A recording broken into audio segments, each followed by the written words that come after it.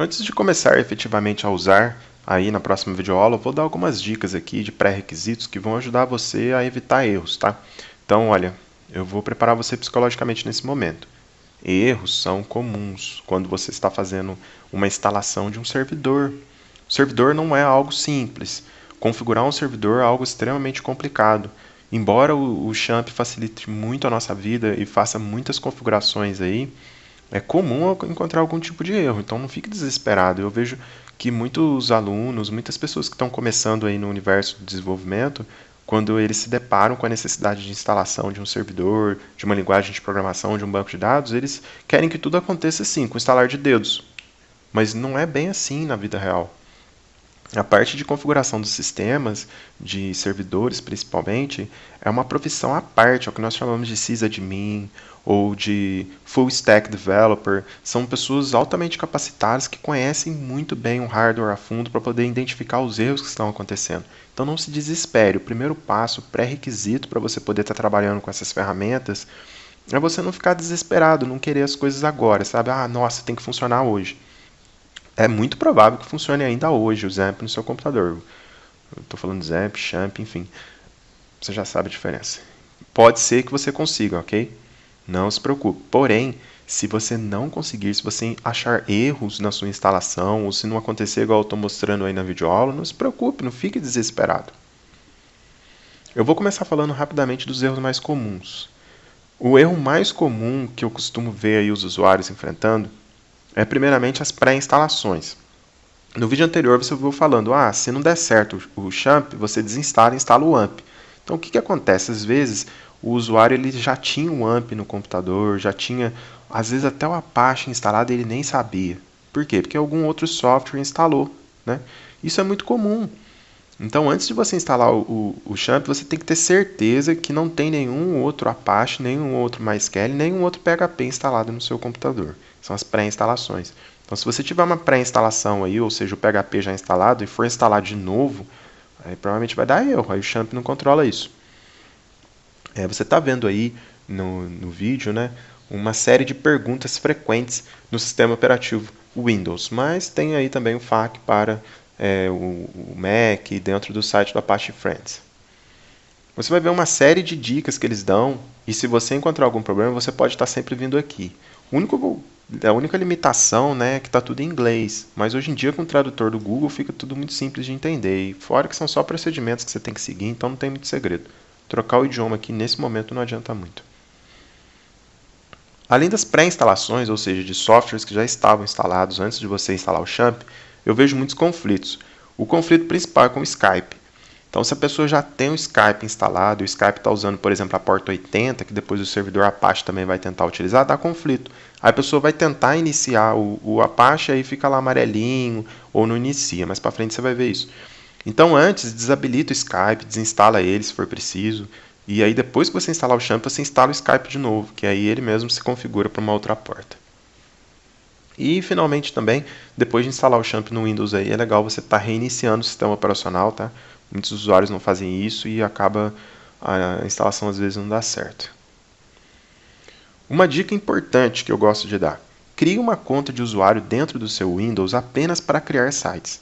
Então cria lá o dev.seunome e lá dentro você instala o XAMPP e começa a utilizar o XAMPP dentro dessa conta separada do restante da sua conta regular do Windows. Isso só no começo, tá? Depois, se você quiser misturar tudo, for um usuário organizado, não tem problema.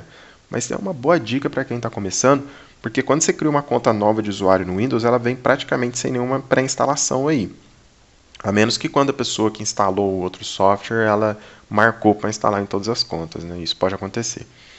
Mas, de forma geral, começar uma conta nova de usuário no Windows é uma boa dica para quem está começando e não quer ter muita dor de cabeça aí, né, de configuração. Uma pequena dica também aí sobre os pré-requisitos de hardware.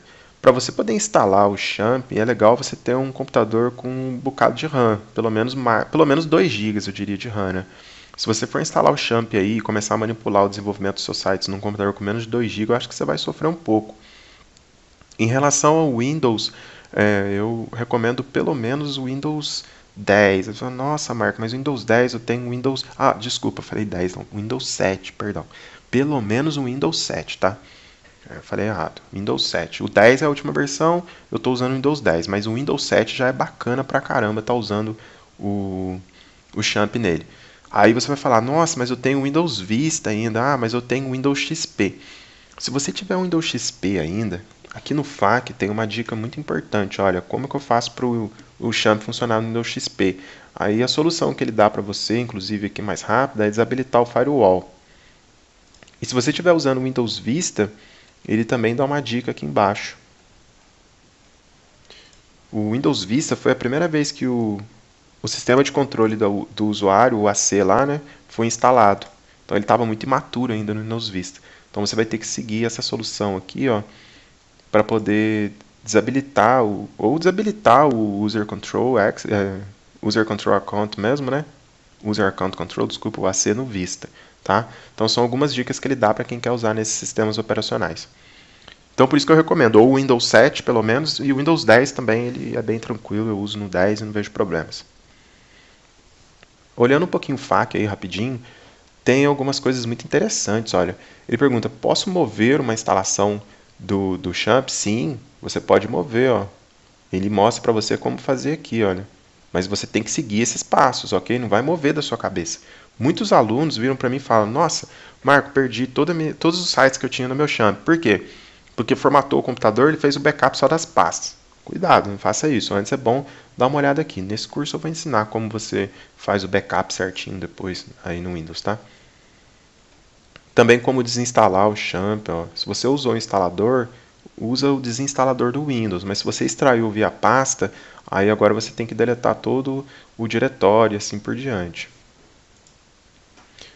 Só para terminar então essa videoaula, eu queria falar mais, dar mais dicas de pré-requisitos, mas agora não adianta. Você precisa começar a usar e enfrentar seus próprios problemas. Mas existem algumas limitações e riscos em relação ao Champ. Uma pergunta muito comum é se o Champ pode ser usado em ambiente de produção.